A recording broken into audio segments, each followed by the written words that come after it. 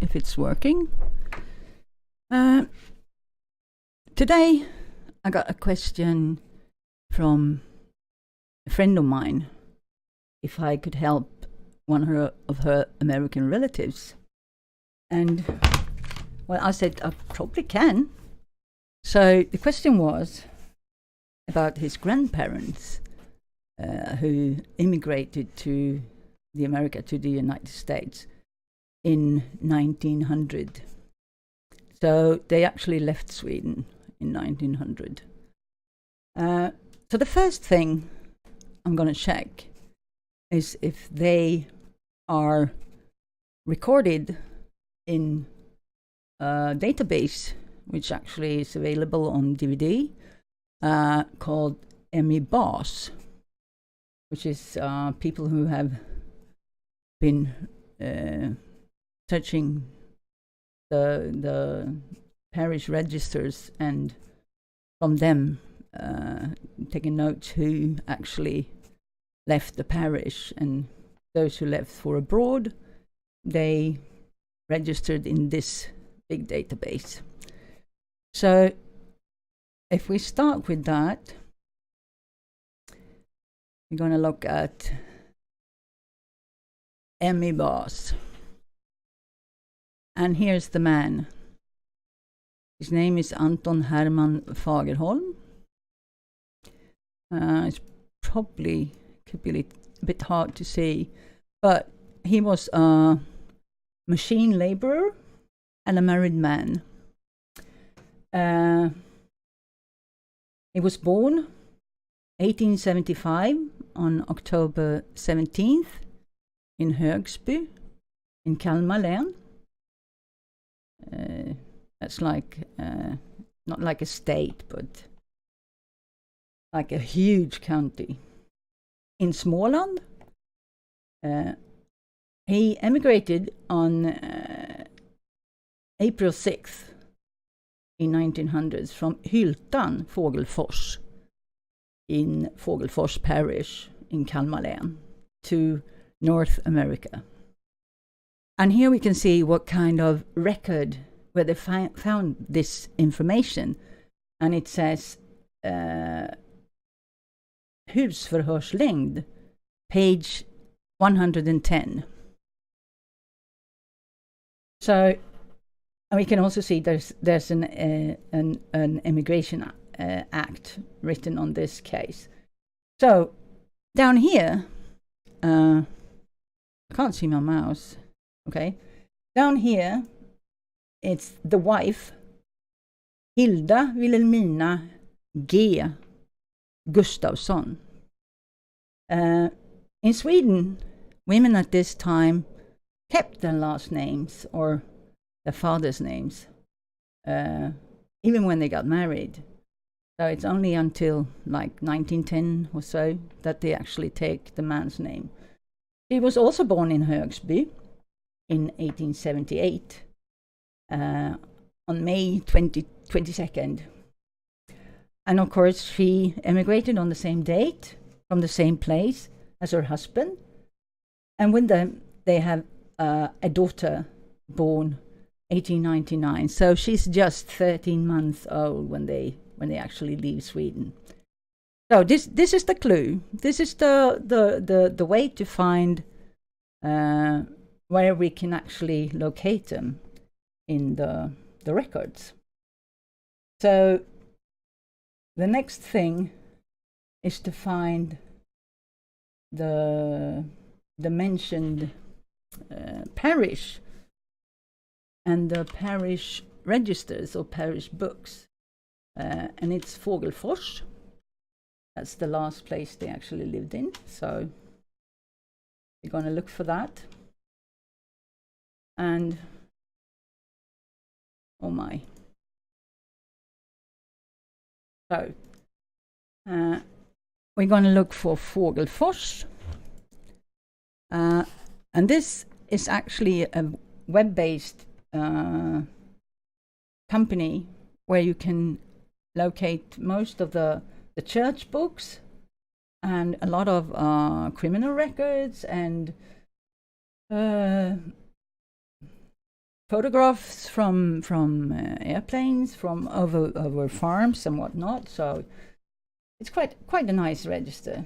And I think there's actually an English version as well, so it's easier to look and find. So we're going to look for 1900, which is the parish book of AI2, and it's the husfröslängd. That's the register over all people living in the parish in their households. So we open that volume, and as you can see here, it's actually the photograph of the old book, starting with the omslag, the outer page, and going on to show every single page in the book. And we're lucky because there's actually a register, so we can find Fågelfors bruk on page 82, and I would suspect that they're not the brukspatron, the manager of the bruk, but rather like lower workers, because he was a machine worker, right? So we can go to 82 and see what starts on page 82. Here we have one of the farms, Hyltan, under Fågelfors bruk, or within Fågelfors bruk. So I will actually turn one page at a time just to see when the workers. Here's still a wood inspector, so it's much nicer titles than our machine worker. Here is statardräng. I don't really know how that's translated. I should probably look that up. And the here's a maskinarbetare, but it's not ours. This one is Per Kristensson. We're trying to find a Fagerholm, right? So let's do this quick, because otherwise it gets boring. At least to work at it. There's lots of maskinarbetare. Many of them. Okay, this is boring, right? Don't go away. At least there's not that many of them to look for, right? Ron Gustafsson. Oh, here, I found them. Okay, let's see, what do we have? We got maskinarbetare Anton Herman Fagerholm, born 1875, October 17th in Högsby. Here's a column for married, and he was married in 1897 to the woman just beneath him, December 18th. And we also have Hilda Wilhelmina Gustava Gustafsson, who's born 3 years after him, or 2.5 sort of, and also in Högsby. This column is to tell whether they are vaccinated against smallpox. No, not smallpox. The other one, the one you die from. That's smallpox, right? So they're all vaccinated, but on some people you can actually see a little N, which means they have had natural poxes, right? And we have another information here. It says he comes from page 217 in 1897 when they got married, and she came from page 37. But this volume is actually from 1891 to 1900. That's 10 years of information. We can see that their reading within book is good, AB, and their knowledge of Christianity, or Christ knowledge, Christianity knowledge, is good.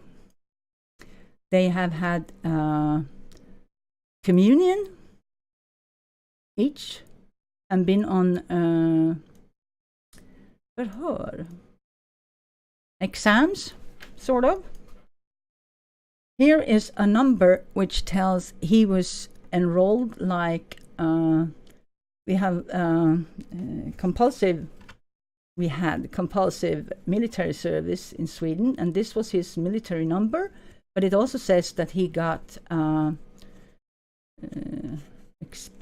expelled, but he didn't have to do further service from 1899.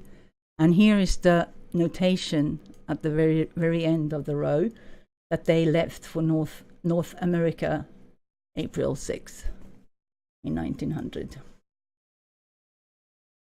So with the family, and especially we know where they went because they are documented fairly well, or rather good in America, and they know all about the kids that was born there. I think this girl actually no, she couldn't. I'm not certain. I thought she might have died early, but instead we can look on.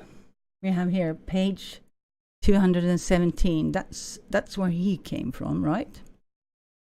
So let's look at page 217, and just to make it easy for myself, I'm gonna open another one because then I can quickly jump back to the earlier page, right? So 217, right? 217. There.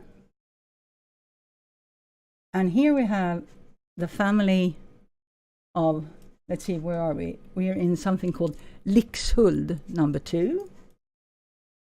And we have, they actually moved from this place in 99, and then they moved back in 99. No, he moved them down here because he got remarried. His first wife died. And to find Anton Hörman, here's here, born 1875. And it says way over here, lysning. That's what you do when you are preparing to get married. You have to see that there's no hindrance for the marriage. So in the churches, the priest told that these people want to get married. Is there anyone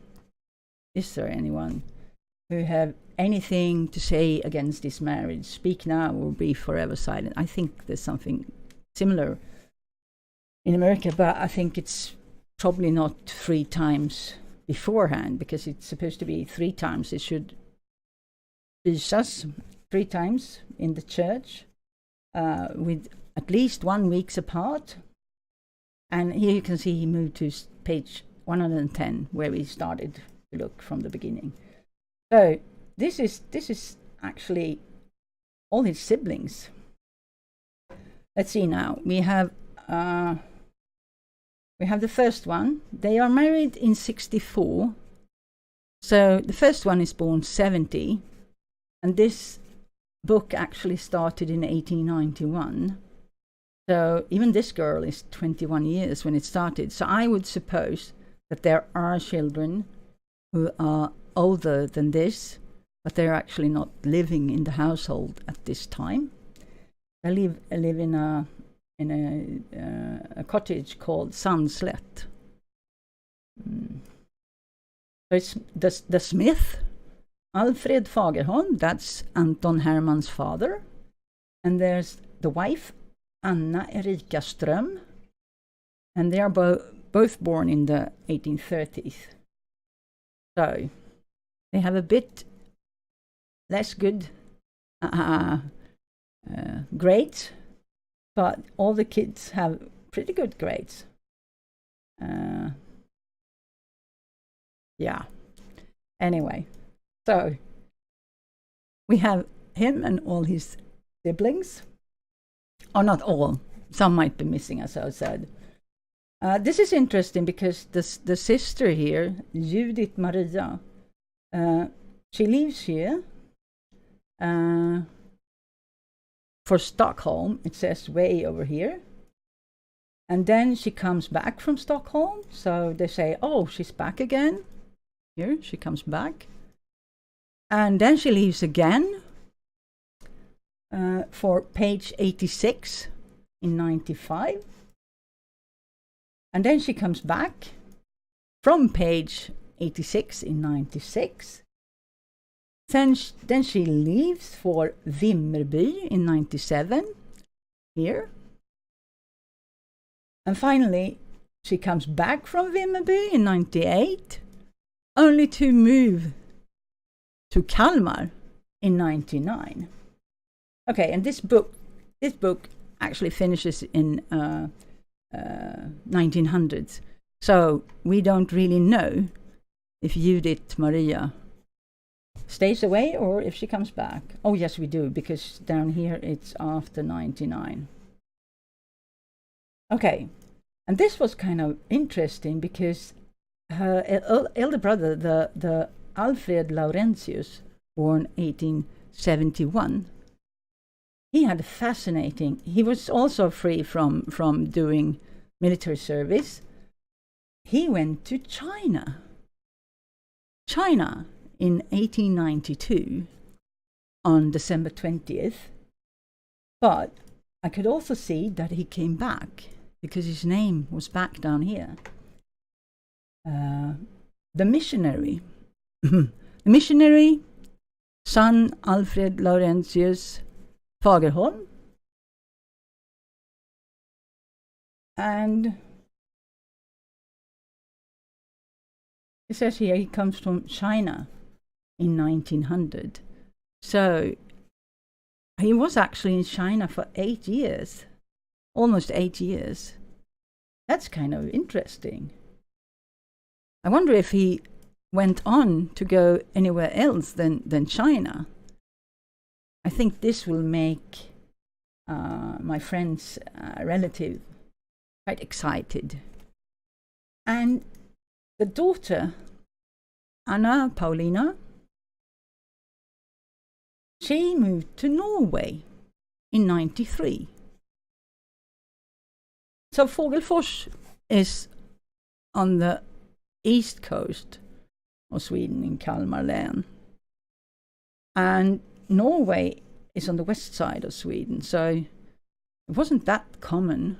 I mean, in the border parishes, that's quite common, but not that common from that part of Sweden. So it's going to be interesting to see if we can find her in Norway as well.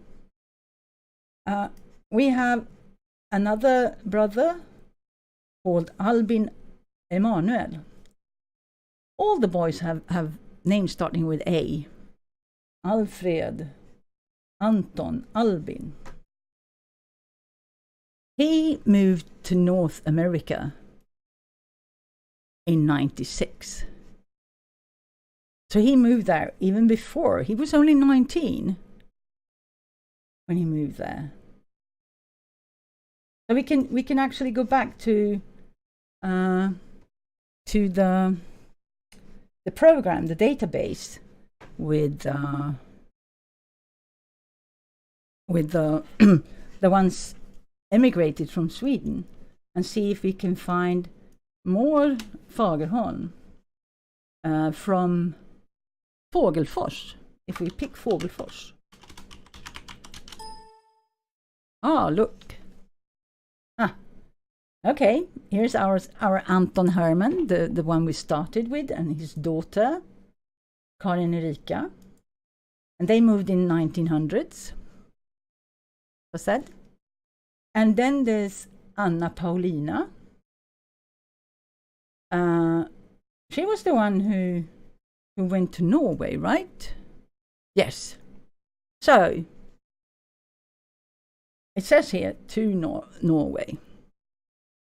From 1893, from the same the page we've been looking at for a little while now. And then there's Alfred Laurentius, and he was emigrated in 92 to China, but we know he came back, right? And then there's Albin Emanuel, and he went to North America in 1896. So that's interesting. So let's remove the Fågelfors and see Fagerholm. And it doesn't seem to be any doubles of our people that we know came back from China, for instance. It doesn't seem like he emigrated again, or at least he's not in this database. So, well, he could very well have done it, but it doesn't say here. So back to the register, the parish register. So I'm quite curious. Oh, we have another son here, Joel Theodor. Here he is again, and he was born in 1881. That was his last child with his first wife, and then she has a child born with out of wedlock, and their common child Gustav Adolf was born 1900, and that's just within the perfect time, since they were married in December, and he was born in October, so it's plenty of time, 10 months. So, and he's just a toddler. No, he's not even a toddler. He's a puny, really tiny baby. Anyway, we don't know where they go, so then we have to follow him forward.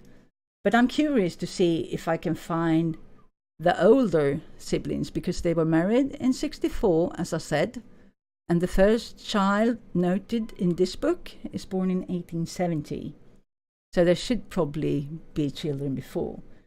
So what I do then is I check here. I said this was AI2, right? 1891 to 1900. So I go to the previous book and I try to find this Lixhult and the cottage Sandslätt.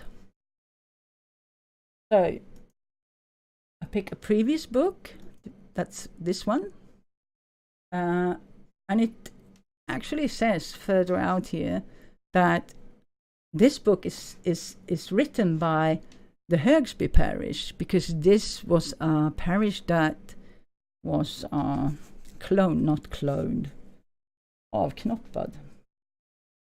It was a split, and this part of the parish became a known parish named Fågelfors.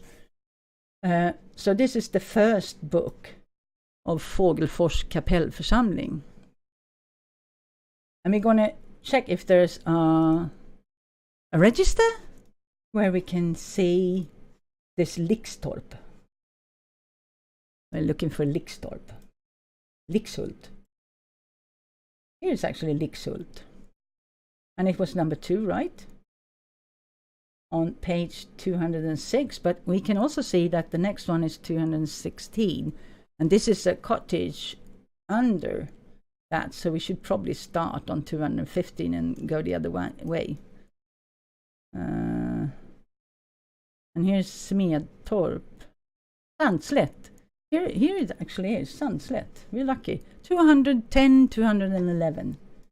It's not always they actually have those small cottages like that. So 210 and 211. Here we go. This is 210. And they weren't here. Oh, here he is. Here's the family, right? And here we have a child, an older child, born 64. And this book starts at 89. So, 67 she was born. So she's already 22 years, which means there can still be another kid that's older than this. Her name was Beda Ingeborg. Let's see where she goes. Oh, she goes to Järfälla. That's actually the neighboring parish to where I live. up in Stockholm. So she also went a long way. We can follow her and see if we can find any kids. Right.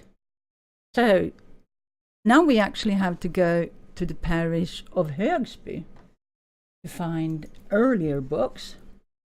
So we look for Högsby, and there's one parish called Högsby, and we want to find the earlier book. Oh, I thought we were here just moments ago, right? That was strange. Oh, here. Let's see. Do we have to go to Fågelfors? Oh, there's so many books. Look at this. Oh, and they're all the same. This is where you start.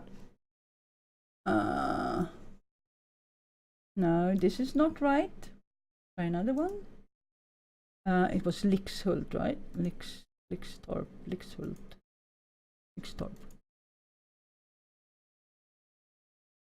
Lixhult. Here. So 847, and probably in the middle somewhere. So say 855. Try that. 855. And we have nothing. And we have Lixhult number 2. And this is Kylefällen, which also is a small cottage. And Sundslet, but not our Sundslet. Oh, it's here. Let's see now. Here's well, they are born really early, but way below here, they come from Västervik. But they're all born in Högsby, so they probably just came back from Västervik. 82. So, but there's no older kid here. There can still be someone that was 18 or so when they lived in Västervik who actually started, being there. One way around this, not to have to jump to Västervik and back and forth, is when you have a huge household like this, you can actually go to, say, hey, Anton Herman, we still want to check his birth. We can go to the birth book and see where the parents lived when he was born. So we are taking Högsby and born in 1875, which is this book. And I open it, and it says up here, born in 1861 to 1883. And I can just see when it starts. It starts in 61 and it ends in 83. So, that was a lot of pages. Let's try here. This is 68, so another couple of pages. This was a bit too long.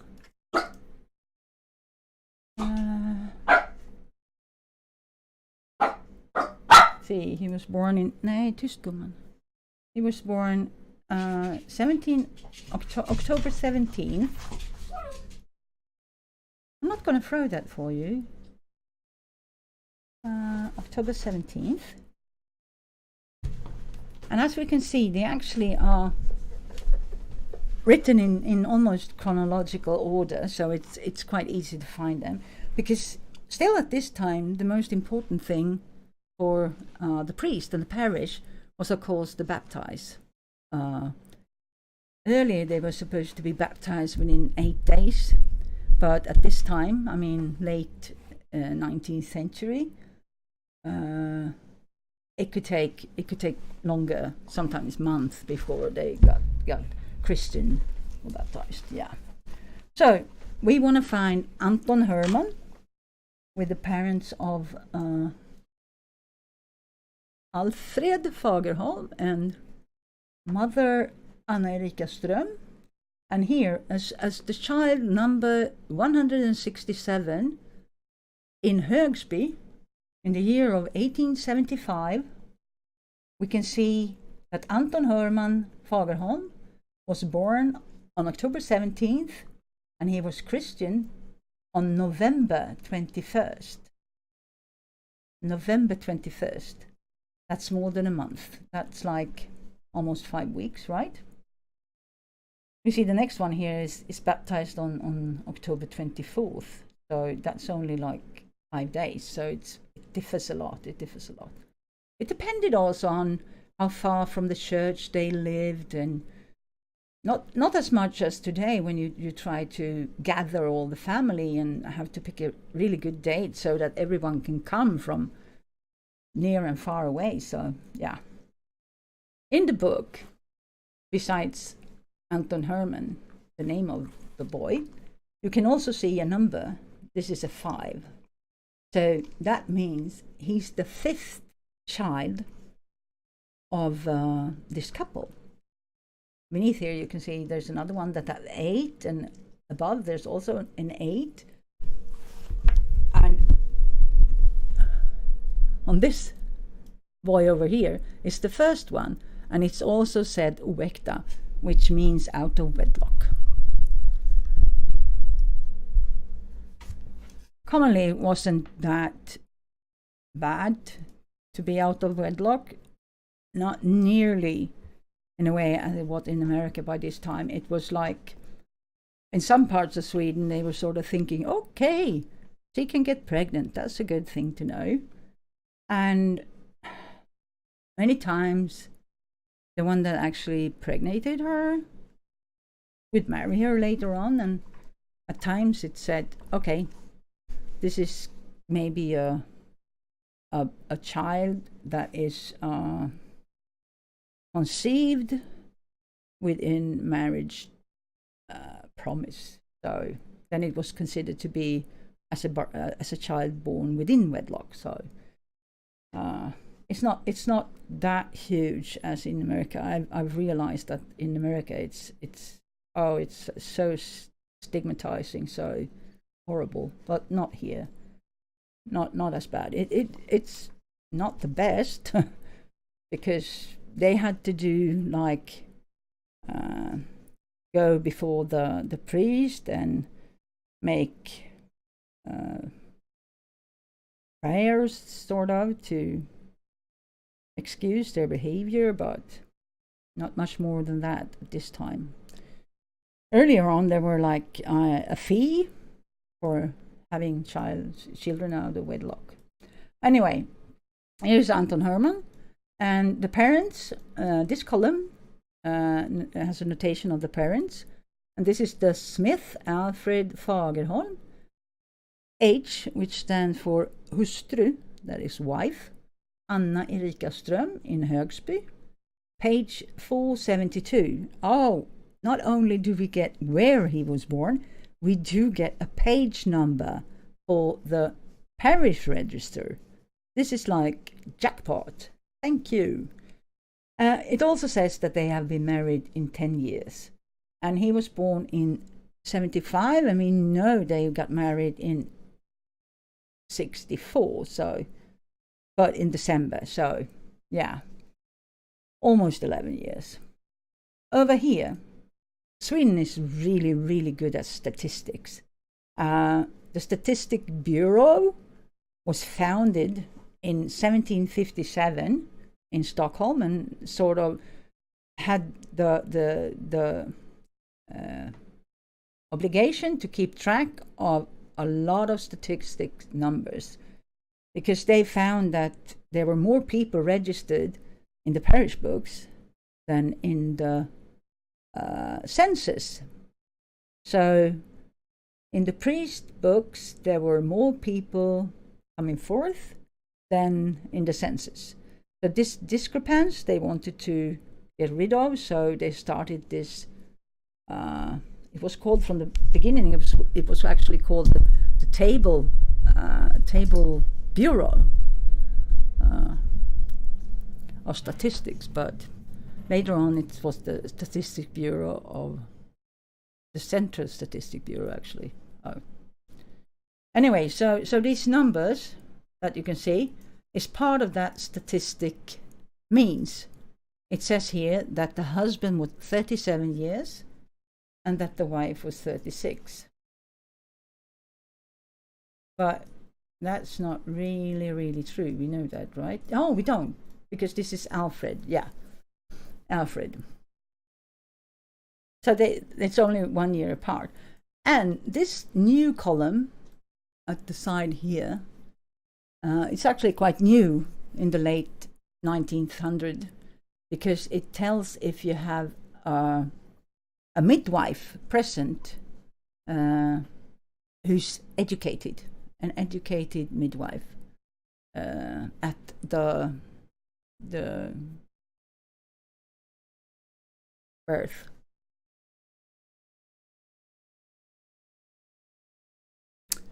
Labor. That's the name of the labor. Okay, so here's actually, it's an educated midwife. They didn't have one, they didn't have one, they didn't have one, and so forth. Here's another examinated or educated. So you can see it's not that many that actually have a midwife present, but it's catching up. It's catching up. So the next column is called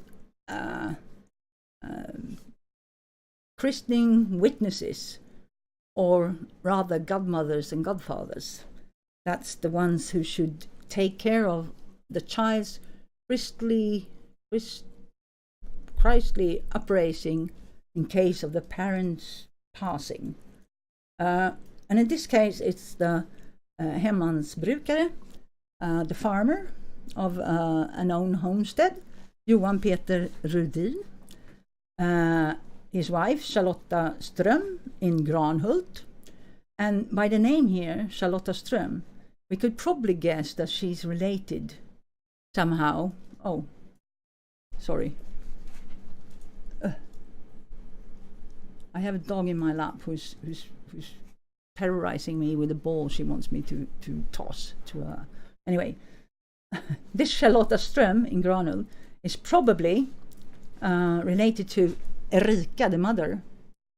Maybe a sister, could be a cousin as well, but probably sister. And there's also the dräng. Dräng, that's actually all unmarried men were called drängs, and all unmarried women were called pigor. But it could also be like a service maid or a service hand. So it means both. But this actually only implies that he was unmarried. So the unmarried boy or man, Carl Robert Fagerholm in Högsby, and he was probably related to Alfred Fagerholm somehow. And here we can see the church taking. I actually don't know the English name for that, but it's the same that Mother Mary was allowed back in the synagogue at that time, I suppose, after 40 days after the birth of Jesus.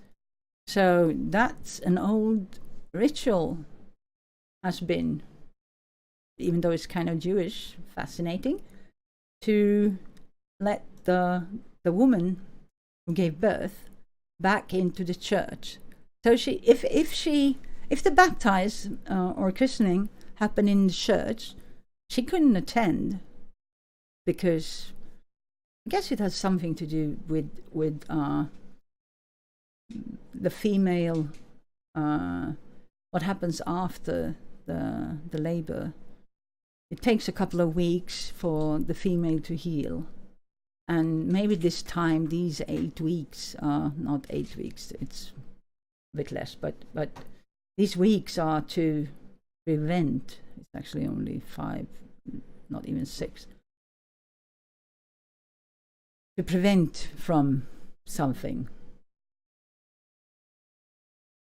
And here it says who baptized the child, and in the others you can see here that this child is baptized by komminister, which is there's the vicar, and then there are komministers, that's the priest who doesn't lead the parish but are working in the parish, in the parents' home.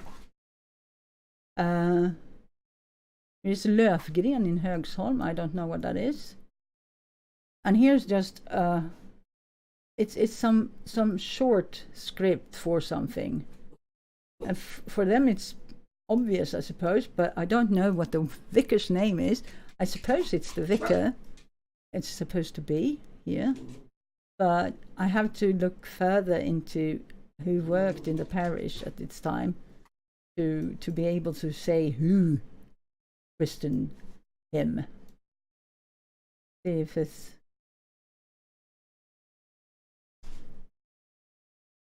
Oh no, it says densamme as ditto. Ditto. It's a short abbreviation for densamme. So, okay. It's just the way of writing it. So it's Lunel or Lunel, yeah, Lunel. Lunel in Högsbo. So here you can see the note that this child is actually baptized or Christian in the church, but Anton Herman was baptized in Högsby, probably in his home.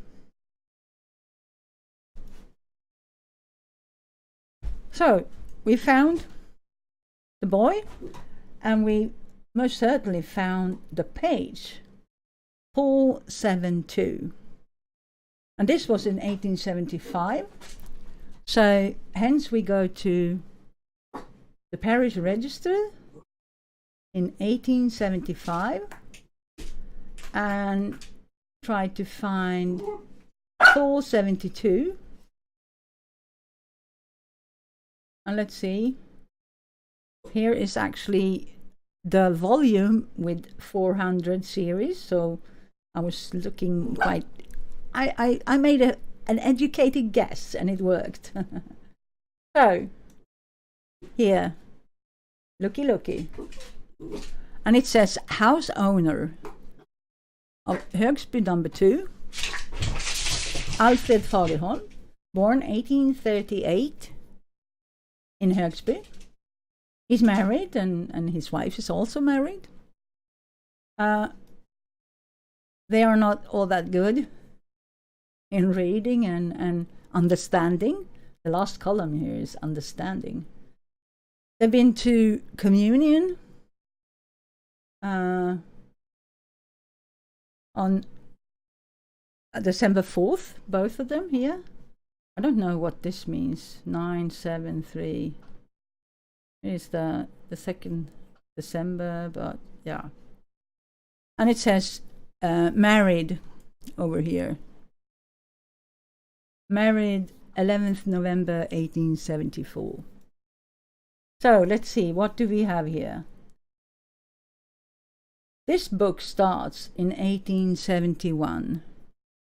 So there's no sign of any kid before this girl in 67, but there could still be one that actually died before 1871. So we recognize these names. Beda Ingeborg, she moved to Järfälla. We have Anna Paulina, who moved to, was it Norway, I think? Alfred Laurentius, and he went to China. That's the China guy, right? And Judith Maria, did she go to North America? No, I'm not sure. Anton Herman, he went to North America with his wife. And Albin Emanuel, 1877. And I don't remember. I think he went as well. And then there's the farmhand, Carl Johan Karlsson, who came from Fliseryd, 1870. and he moved to Stockholm. I can't really see what it says here, but Carl's. Well, if I was really interested, I would guess and try and look for it, but no, not really. And what do we have here? Look at that. Carl Robert Karlsson, and within parentheses, Fagerholm. And that's the same boy that was present as a christening witness or godfather, and he comes from page 119, I think. It's crossed over 5 and written 9 in 1874. So he was actually living there at the time of Anton Ehrman's christening, and then he moves to page. Oh, it's a really high page number, 1159. He moves back there in 1877. So he lives with them for 3 years and then moves back again. And then we have another child, John Lawrence, who tragically dies only 3 months old. Here we can see in the column for death, or death date. He dies. So they lost one kid there. And the next one was born in 81, I think. So 77, 71, 73. Oh, it's more compressed here because it's March 70 and November 71. Yeah. 67, 70, 71, 73, 75, 77, 79 and 81. So it's hard for a woman. One child every 2 years. Okay. And below here it's Demoiselle Elisabeth Carolina Brigen. I don't think they have anything to do with them. Not that I can say, but they live there, so yeah. They come in 80. I can't really say. And there's someone a renter, the former Marine Corporal Olaus Nilsson, and his wife. And Karlskrona is like a big harbor city. So, well, back to Alfred Fagerholm. Now we know he lived in Högsby number 2. Högsby number 2. So we can actually go back another year or another book and see if we can find Högsby. So we have to look in the one that goes from 1861. It's just outside of the screen, sorry. And we were trying to find Högsby number 2. And we have, thankfully, register again with is Högsby number 1, but no number 2. That's weird. How come? Okay, let's start with Högsby number 1 on 419. See how far this book goes. 419. Oh, it's actually within the limits.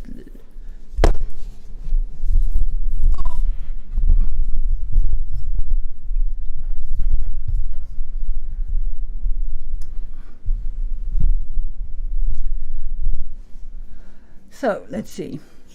We know it's not Högsby number 1. We know it's Högsby number 2.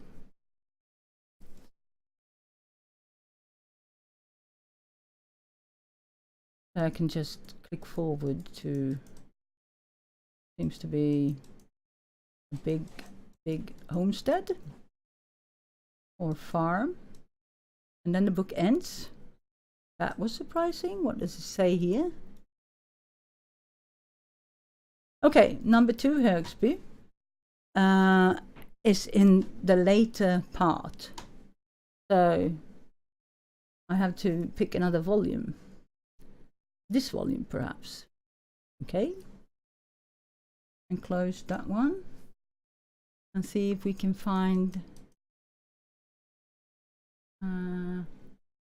Högsby number 2. Yes. And then it says 453. Okay. And that's from the very beginning, sort of. Okay. And we know he's a house owner, but it's not like he's a farmer, because he's still a smith, or he was already a smith. Here's actually the more fager. That means beautiful or handsome, good looking, nice to look at, nice appearance. Fager. It's quite a nice word, actually. It implies a lot of things, at least to me. My dog is kicking my feet. Oh, here he is. Okay, Högsby number 2. There's a tailor and his family, and there's a tailor worker, or yeah. And then below that, you came here in 67 from page 477 is okay. There's another child in 68 who dies in 69.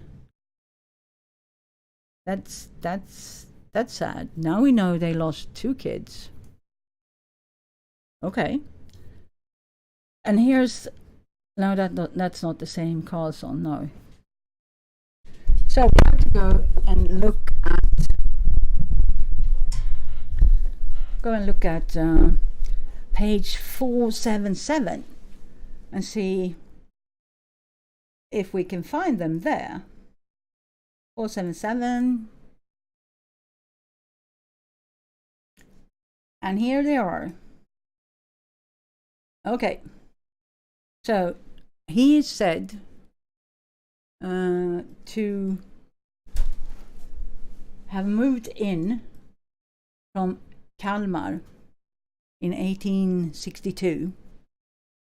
And she comes from page 523. Okay? And here's that child I've been looking for, August Reinhold.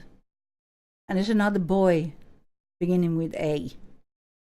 And he was born in 1865. And that sort of correlates quite good to their marriage dates in 1864 in November. So he was born about 10 months, a little bit more than 10 months later. That's quite proper. But he dies. He's not even a year when he dies. He's about 9 months. And I mean, sudden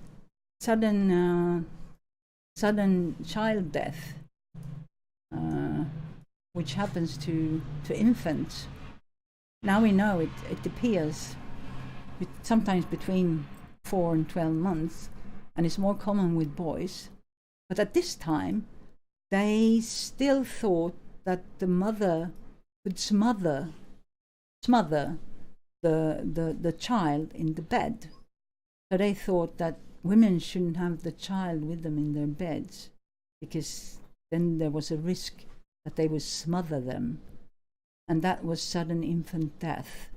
But they didn't know what it was back then, so they actually thought that the mothers were smothering them. So horrible. I mean, it's hard enough to lose a child, and then have someone imply that you actually made that happen. Gotta be really, really horrid. Anyway, we can see that she came from page 523. And why not check that to see where she came from? 523, it's still in this book, so no problem. And this is kind of cool. Here's another Ström. I think that's the one that Charlotta Ström, right, was a christening witness. Okay, this is Huseby number 6, and it's not her family, right? But we have okay, here as a house in, they have them oh, I have to look up that word as well, because they are living as extra old folks, sort of. And he's a widower, Nils Ström. He was born in 1797 in Högsby, and he's widowed. That's the column for widow or marriage, right? And he's a widower, and he dies in 1866. And by that time he's like, 69. And with him is his child, Maria Charlotta, who, it says here that she is sickly, but by poor health, but obviously she becomes a nurse, because it says nurse up here. She is also born in Högsby in 1827. And here's our Anna Erika, born in 1837. And then there's another Johanna Ström, who is probably also a sister or something, I would guess. And over here we can see that she moves to page 477 because she had a marriage coming up. So we already knew that, right? And then there's not much left of her family, at least not here. But I mean, her mother is obviously already dead, and her father dies in 66. That's only 2 years after he moved away. And her sister, Maria Charlotta Ström, comes from Gårdsveda, which is a rather big parish as well. She moved there in 69 and comes back in 70. So she lives here. I'm not sure why, but because it doesn't look like the household owner up here has anything to do with them. But it could also be number 6. Let's see here. It seems there's a lot of people living on this outland, sort of. Okay. So now we have followed her. Let's go back to 477 and see.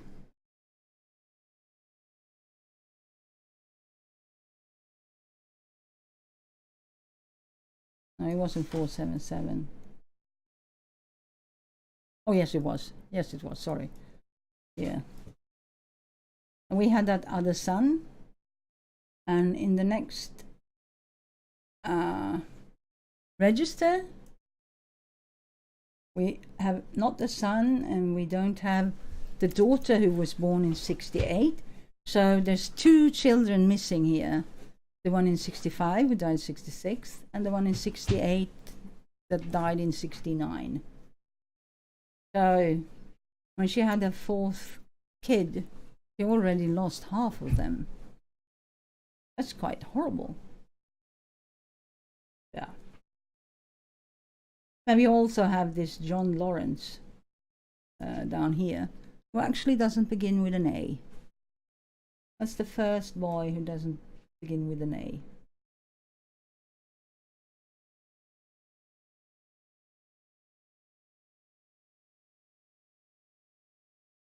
Who dies, by the way, then in 1879. So what I will do next time is follow these children, the siblings of Anton Herman, who moves to America in 1900 to live his rest of his life there and get kids, and who got kids who are relatives to a friend of mine. No, yeah, right. And I will see where the other siblings, if they have children and grandchildren, if there are anyone alive and where they are. And maybe I will try also go further back in time, because that's also interesting. But I mean, for starters, when you moved away like that, it's like All for Sweden, the program on telly, on Swedish telly, that connects the descendants of emigrants or immigrants in the United States with relatives still living in Sweden. And that's quite a moving experience, I think. So from Högsby number 2 and onto Lixhult and the Sundslätt cottage. And obviously this is all of the children. Now that we know that the one born in 65 died, the one born in 68 died, and the one born in 79 died. So Anton Herman had 6 living siblings and 3 who died early.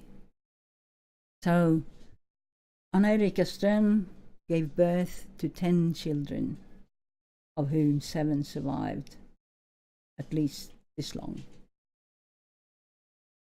So that will be the task next time. So for now, it's time to say ta-da, ta-da, and take care.